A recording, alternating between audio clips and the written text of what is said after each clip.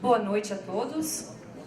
Olá, sejam todos bem-vindos a essa quarta audiência pública do Plano Diretor Participativo de São José. Gostaria de agradecer especialmente a presença dos nossos delegados, nossos integrantes do Colegiado de Acompanhamento e Controle, que vem acompanhando esse processo desde o início, Registrar também e agradecer a presença de algumas autoridades, representantes do Poder Público, como a senhora Amanda de Brito, diretora da Fundação do Meio Ambiente, o senhor Dioceles Vieira, representando aqui o vereador Orvino, o senhor Sidney Machado, secretário de Planejamento da Prefeitura de São José, a senhora Maria de Fátima Machado, representando a Procuradoria do município, a senhora Bruna Guelert, membro suplente do CAC, representando a OAB de São José, o senhor Luiz Fernando de Aquino, secretário de Projetos Especiais da Prefeitura de São José também, o senhor Hamilton Reginaldo, secretário adjunto de Governo da Prefeitura, o senhor Nilton de Freitas Oliveira, advogado da OAB também representando a entidade.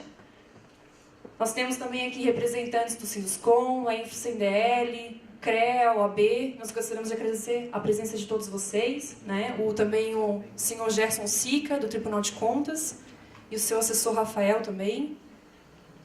Bom, então hoje nós estamos marcando o início da conferência final do Plano Diretor Participativo de São José.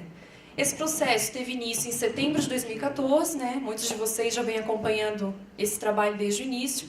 Foram realizados 36 eventos comunitários ao longo de 11 áreas do município, Desses eventos foram feitas coletas de informações com a população e também foram selecionados, escolhidos representantes das entidades também de todos esses bairros que compõem o município.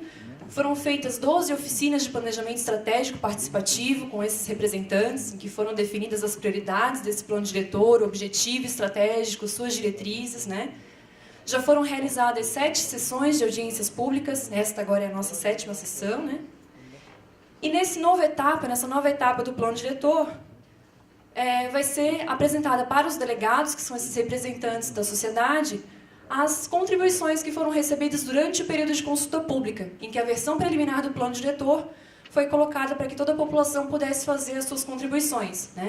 A versão preliminar do plano foi apresentada em 3 sessões de audiências públicas no ano passado, em outubro, novembro e dezembro. Foi colocada para consulta pública durante cerca de 101 dias, desde o dia 19 de fevereiro até o dia 28 de abril, e foram recebidos cerca de 370 formulários com contribuições. A partir de semana que vem, então, os delegados vão se reunir todas as terças e quintas, muitos dias aqui, em 12 sessões para poder discutir e deliberar todas essas contribuições que foram recebidas pela população. E hoje a gente está marcando esse início dessa nova etapa. Eu gostaria de convidar o nosso coordenador do CAC, o senhor Madison Luiz Serra, para poder fazer uso da palavra e cumprimentar os presentes.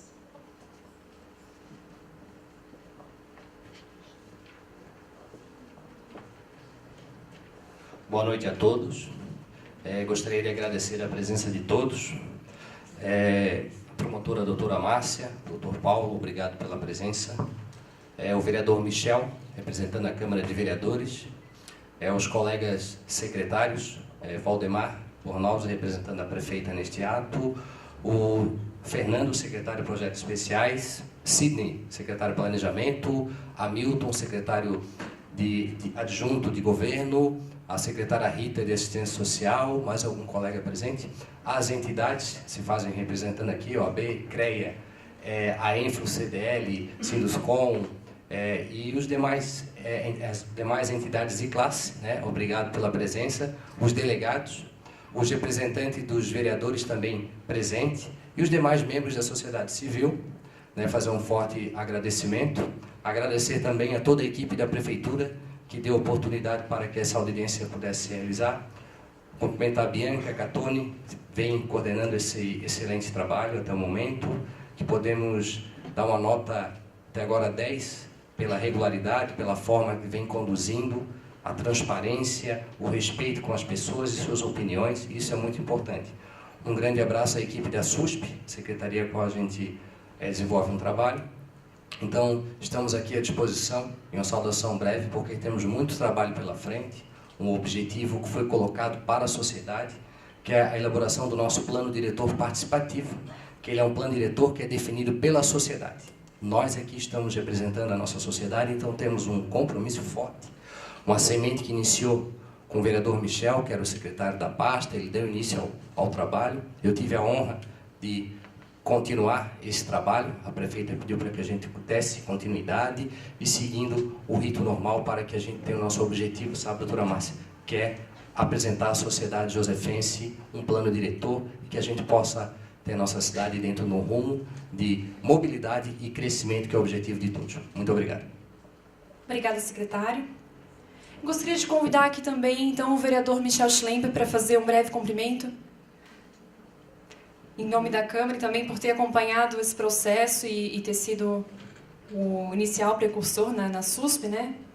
Para que ele pudesse ser realizado. Muito obrigada.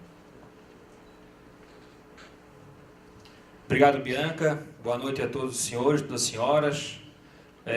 Na pessoa do secretário Madson Sessi, então todos se cumprimentados, aos promotores, promotora, arquiteto Catone, toda a equipe. Eu acho que o mais importante é o cumprimento das regras pré-estabelecidas que em conjunto construímos lá no início do processo de reelaboração do plano diretor.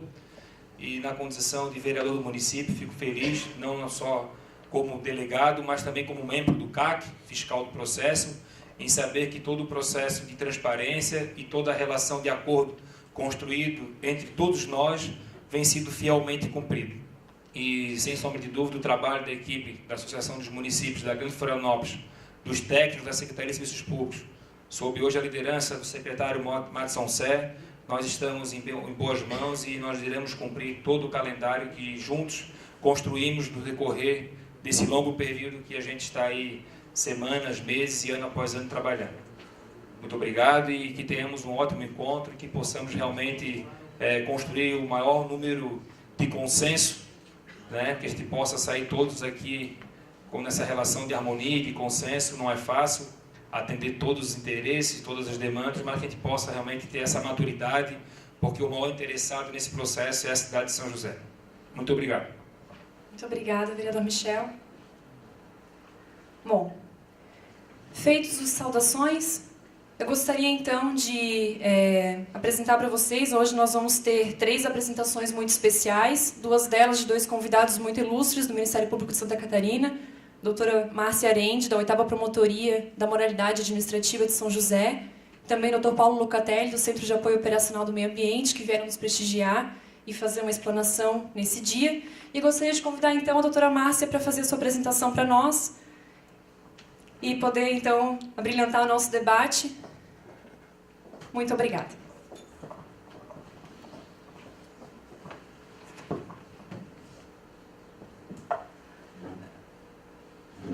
Boa noite a todos. É um privilégio e um desafio estar aqui perante essa plateia tão distinta, tão selecionada e tão importante.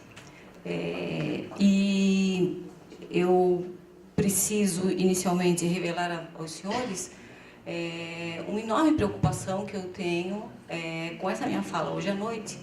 Há uma porque sempre me preocupa a intensidade das expectativas das pessoas que me ouvem, porque talvez estejam expectando coisas muito interessantes, muito inovadoras ou muito extraordinárias. E desde já eu tenho que dizer a vocês que eu provavelmente não conseguirei entregar a vocês esse produto, né? A minha pretensão é esclarecer algumas questões pontuais a respeito desse processo, por que eu estou aqui, quais são as preocupações da minha promotoria e, nesse percurso, de alguma maneira, esclarecer algumas questões que me preocupam sobremaneira, né? Na construção do plano, na forma como ele possa ou não ser encaminhado, na participação das pessoas, mas, sobretudo, na compreensão das pessoas sobre a própria construção do plano e o que está mais premente, que é a relação das pessoas com a propriedade, né? Então, eu estabeleci um breve roteiro aqui. Eu pretendo seguir esse roteiro para que as coisas não se percam, né? E, então, a minha fala inicial é a minha saudação a todas as pessoas que aqui estão. sobretudo a equipe técnica que vem desempenhando esse trabalho, esse hercúleo trabalho de recolher com toda a minudência, há quase 2 anos, nós estamos às portas de 2 anos da construção de um plano, numa metodologia singular. Quando eu digo singular é porque não tem um outro par, ela é singular na forma como foi concebida, mas sobretudo na obstinação dessa equipe de cumprir totalmente o que foi planejado, né? Então, os senhores todos, como delegados, podem ter certeza, porque eu tenho um procedimento na minha promotoria em curso, depois vou explicar para vocês por quê, mas uma das coisas que eu fiz questão de observar é exatamente a eficiência no cumprimento, na observância daquilo que ficou estabelecido desde o começo. Isso significa dizer que a sociedade está sendo ouvida o tempo inteiro naquilo que ela mesma estabeleceu, e a equipe é de uma dedicação singular, adotando uma metodologia singular. Então, eu me sinto muito agradecida, principalmente, por ter sido escolhida por essa equipe para vir falar com essa equipe e com essa sociedade de São José. Então, a minha saudação a todos, à equipe, né, ao meu colega Paulo Locatelli, que já faz algum tempo que nós não nos vemos pessoalmente, embora nós tenhamos corações devotados para os mesmos valores, e quando isso acontece não existe distância, né? Então eu penso que nós estamos sempre juntos, e assim, saudar a todos e fazer já uma evocação, né? Eu penso que nada acontece no mundo da realidade que não passe pelo mundo do imaginário, né? Nós temos que, para tudo e em tudo, ter uma ideia condutora, né? E para essa noite eu entendi que tem uma ideia condutora que data de mais ou menos 2.500 anos. E eu sou obrigada a usá-la porque tem coisas que são atemporais. Na verdade, as coisas boas, as más e as verdades, elas são atemporais. Elas sempre existiram, às vezes com outras variantes. Por isso que eu vou usar uma frase que eu acho que tem que ser a frase condutora da nossa reflexão para essa noite. Porque eu ainda acredito que a gente tem que estar com o coração aberto, a mente aberta, sobre um primado, sobre um conjugado de valores, para seguir adiante na compreensão das coisas. Então, a frase que eu escolhi é uma frase do Confúcio, e viveu cerca de 5 séculos antes de Cristo, né, na China. As coisas que ele lecionou, os analectos, né, que ele foi um grande professor, primeiro foi um grande líder, e depois ele se recolheu porque ele achava que ele não conseguiria, com a liderança política, transformar nada. A única coisa que ele poderia transformar era através do ensino. E daí ele fez os famosos analectos, que são aqueles verbetes ou aforismos que foram usados em toda a China para educação. E ele tem um que eu acho que é especial para essa noite. Ele disse: aquele que não prevê as coisas longínquas expõe-se a desgraças próximas.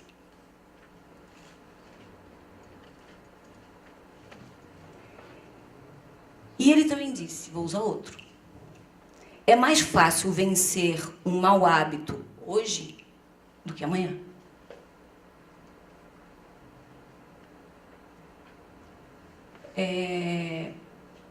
Eu penso que a gente está exatamente nessa esquina entre essa escolha de nos precavermos das coisas longínquas no presente. Um plano diretor é, em tudo e por tudo, uma forma de nós prevermos no hoje as coisas do amanhã, para não sofrermos nem hoje, nem amanhã, as desgraças. E penso que nós não precisamos ir muito longe, nem encontrar acidentes naturais nos países próximos, intempéries, para justificar as nossas preocupações com as desgraças. São José, gente, essa cidade, é uma cidade demais violenta. Os senhores não têm ideia do que passa no fórum desta comarca. A quantidade de crime que nós temos, a expansão das periferias completamente desreguladas, a impossibilidade de você levar serviços para grande parte da população. Tudo isso vai desembocar num fórum, não é, doutor Paulo? Tudo. A saúde que não é atendida vai para o fórum, a violência não atendida vai para o fórum, a educação não atendida vai para o fórum, a habitação mal construída vai para o fórum, o Minha Casa Minha Vida cheio de esgoto dentro das moradias, como a gente tem aqui, vai tudo dar no fórum. Então, nós temos... Mas isso não é um problema de São José. Nós não somos únicos. Se formos para Palhoça, é igual ou pior. Se chegarmos em Florianópolis, é igual ou pior. O fato mais grave que nós temos certeza é que cidades problemáticas produzirão má saúde, né, doença, portanto, né, produzirão a maior das doenças de uma sociedade, que é a criminalidade. Então, não adianta nós queremos mais presídios, mais promotores, mais delegados de polícia, mais juízes de direito para processar mais criminosos, que nós chamamos de bandidos, né? Mas nós só chamamos bandidos aqueles que nos furtam, fazem coisas assim contra o nosso patrimônio privado. Os outros bandidos que nos abandonaram, que levam o nosso dinheiro na corrupção, a gente chama de escandalosos, né? Ainda tem essa questão. Mas os bandidos que nos afligem, né, eles não serão contidos por mais presídios, mais promotores, mais juízes. Não, nada disso vai conter. A única condição de possibilidade de a gente conter a desgraça da cidade, da polis, né, é produzir civilidade. E é tão interessante quando a gente vai para a história, né, porque também, se a gente não seguir a máxima de que é no passado que a gente pode decifrar o futuro, né, essa é uma máxima também, até do Confúcio, em certa medida ele disse de outro jeito, tá? Mas o passado permite que a gente decifre as coisas para o futuro, né? Os problemas que nós temos na cidade de hoje foram fruto de uma não percepção de que doença, crime, é fruto da cidade desordenada. Para vocês terem uma ideia, as questões de habitação, elas são totalmente responsáveis, em grande parte, pelos crimes sexuais. Vocês têm uma ideia disso? Casas ou locais, né, em que você não tem um quarto que separe os adultos das crianças, em que não haja uma porta em que os atos sexuais dos adultos não sejam ouvidos ou vistos pelos olhos das crianças, são lares que renovadamente produzem as violências sexuais. Todas as questões, praticamente, do desajuste, dos desequilíbrios de uma cidade e que serão vividos no fórum. Por isso que eu sempre digo, até para os meus colegas promotores, quando eles fazem concurso, que eles escolheram uma profissão para viver ao lado do sofrer. Porque nos fóruns das comarcas do Brasil, ninguém entra para agradecer ou porque está feliz. Nos fóruns das comarcas entram a dor, as tragédias, os crimes e os desajustes da cidade. É por essa razão que eu estou aqui. É por essa razão que eu me dediquei, não como queria, mas como me foi possível, a compreender este processo que foi tão inteligentemente tecido por essa equipe, pela administração municipal, para poder reduzir as desgraças do amanhã. É por isso que eu me associei a isso. E alguém pode dizer, bom, mas a promotoria dela não é do meio ambiente. A promotoria da doutora Márcia é a promotoria da improbidade administrativa. Por que ela vai lá? Por que ela acompanhou? Primeiro, porque eu sou uma cidadã. Segundo, porque eu moro numa cidade que está insistada, né, por esta comarca. onde eu trabalho. Eu não tenho como chegar na minha casa sem passar e vir para o meu trabalho sem passar por essas duas cidades. Estas duas cidades e mais outras, elas criaram uma mancha urbana, que é o nome que os arquitetos, urbanistas usam muito, criaram uma mancha urbana, né, a qual acresceram um outro adjetivo, que é uma área conurbada, e que depois ganhou um nome bonito de região metropolitana. As regiões metropolitanas, elas são um agregado dos múltiplos problemas desta própria mancha urbana. Eu estou inserida como uma pessoa. Então, me agreguei a me preocupei com essa questão, primeiro, como essa pessoa. Um indivíduo que transita por esse espaço. Me agreguei também a isso motivada por uma enorme preocupação do que vai ser o futuro. Eu tenho netos, eu tenho filhos, como é que eles chegarão para me visitarem na minha casa um dia, tendo que passar por essa cidade, que tem problemas de mobilidade gravíssimos, que precisam ser transpostos. Então, eu também me agreguei pensando nos meus descendentes. Eu gostaria de integrar um processo que evitasse as desgraças futuras. E por fim, o que mais me agregou a esse trabalho foi que, tendo conhecimento da dinâmica de vertical democratização na participação popular que foi adotada por essa equipe, na medida em que tudo foi sendo tecido conjugadamente com todos os atores dessa cidade, desde o indivíduo solitariamente naquela rua, a interesses outros de corporações, instituições e entidades, tudo foi sendo tecido conjugadamente. Na medida em que tudo isso fosse sendo tecido conjugadamente e que, portanto, tudo o que está projetado para o futuro é de conhecimento de todos, como foi feito, tudo está no conhecimento de todos. E mais, e que tudo foi sendo tecido com observância, porque eu acompanhei, né? Toda essa legislação aqui, ela está dentro do plano. Toda ela. Até porque não tem mais no Brasil, não é, doutor Paulo, como fazer um plano diretor sem observar todas essas diretrizes.